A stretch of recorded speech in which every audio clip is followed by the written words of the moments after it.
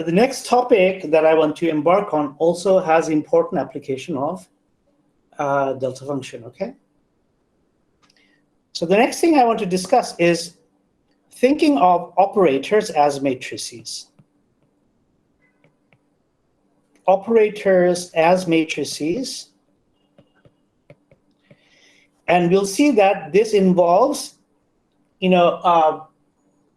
defining the extending the definition of the inner product on the whole of the space of wave function. Okay, so we've already defined the inner product on the basis functions E of k, which we were like 1 over square root of 2 pi e to the power, say, ikx. We defined the inner product on these guys, but we can just expand that notion of inner product to all wave functions. Okay. So,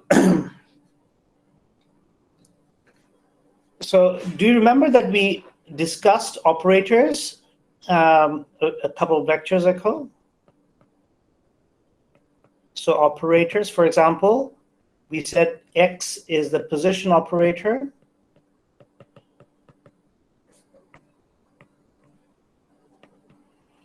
And that H bar by I gradient is the momentum operator. And this was in the position representation. What does it all mean, right? We need to pin down these terminology in more detail. For example, we also said that in the momentum representation, the position operator was minus H bar by I d by d with respect to P, derivative with respect to the momentum P, and then momentum was this. Okay, so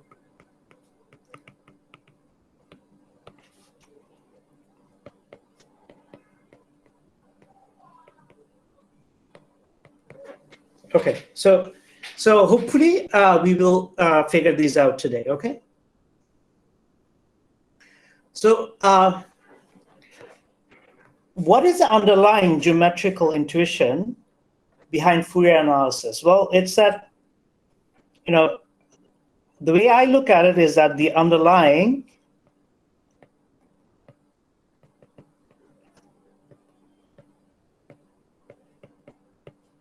geometric intuition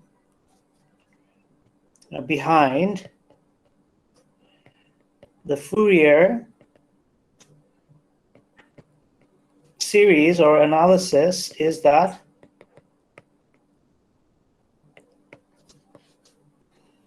the space of, say, L2 integrable functions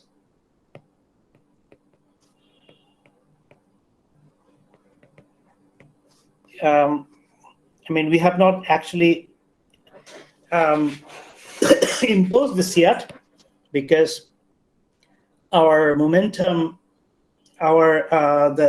these states, these bases are not L2 integrable, but we shall see why we have to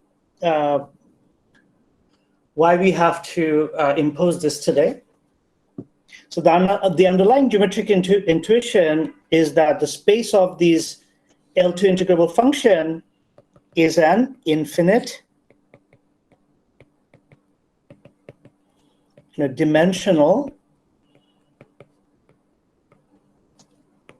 vector space, okay?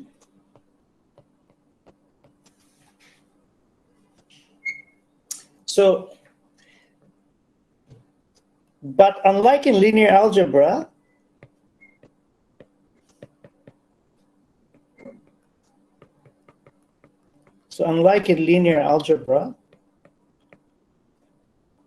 in analysis, we have to worry about convergence issues, right? Because in linear algebra, we are working with finite dimensional vector spaces. When you add a finite number of finite terms, objects, you always get something finite. But when we're doing analysis, when we're working with functions and thinking of them as being part of an infinite dimensional space, the issue of, an infinite sums come up, right? Or an integral is an infinite sum. So the issues of convergence is something that we have to deal with as an extra for, discussion of Fourier analysis and the space of functions that's relevant in quantum mechanics. Okay, is that clear what the motivation is? How I want to look at the space of, how the space of functions?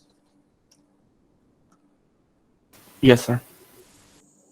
Okay, now in linear algebra,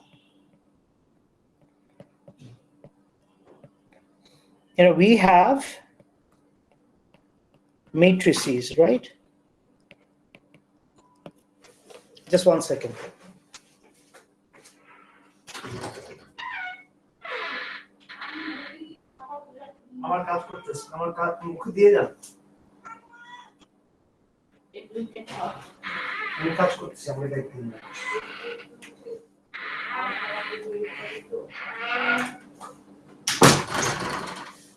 Sorry, the cat was being an annoyance to the other people. Okay, so in linear algebra, we have matrices, right? So what are matrices? Can someone tell me from a linear algebraic point of view? It can be representation of a system of linear equations. Right, exactly. Or an operator that operates on vector to change its any characteristics. Right, okay, very good. So those are two very good ways of describing what a matrix is. From the most abstract point of view, what is a matrix? A matrix is a linear map, right? So if A is a linear map from my vector space to itself, is a linear map, that means that if E and E1 and E2 are both, vectors in my vector space, then A acting on some linear combination of these two guys will satisfy this thing, right? Where alpha and beta are constants, right? This is what we mean by a linear map. So if A is a linear map, then, A will admit a representation. Sorry for the cat. He is just very annoying sometimes. Most of the times he's very cute. A will admit a representation, as a matrix if we have an orthonormal or an orthogonal. If you have something orthogonal, you can have an orthonormal, right?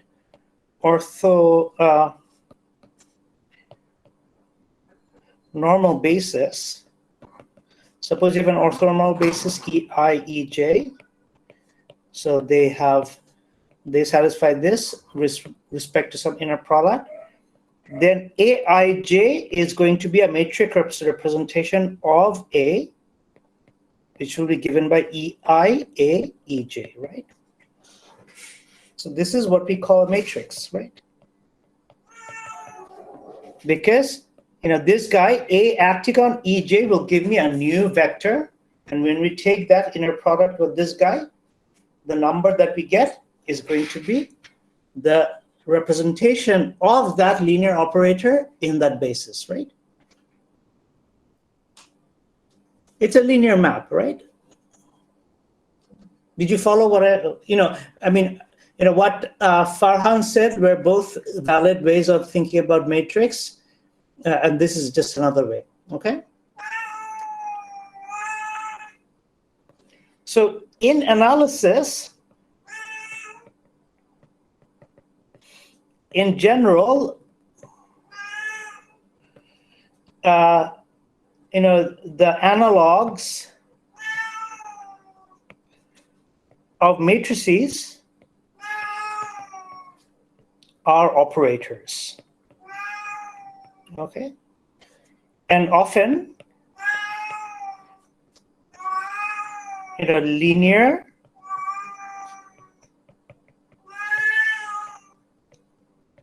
differential operators, okay?